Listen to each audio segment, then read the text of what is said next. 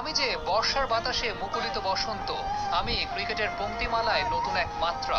আমার নাম সাকিব আল হাসান। আমি বাংলাদেশের ক্রিকেটের সূর্যোদয়।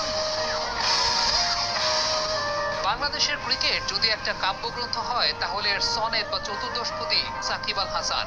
কবি যা রচনা করেন তাই কবিতা, সাকিব যা দিয়েছেন তাই বাংলাদেশের ক্রিকেট। ক্রিকেটে লাল সবুজের ব্র্যান্ডিং এর বিশ্বায়নের শুরুটা তার মাধ্যমেই। নিজে সমীহ আদায় করেছেন, বিশ্ববাসীকে বাধ্য করেছেন বাংলাদেশকে সমীহ করতে।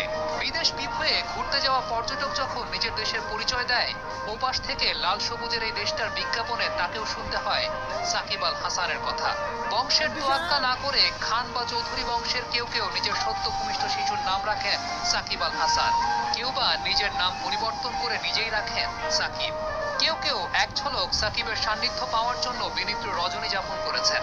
আবার কেউ বা সাকিবের ব্যাটিং দেখবে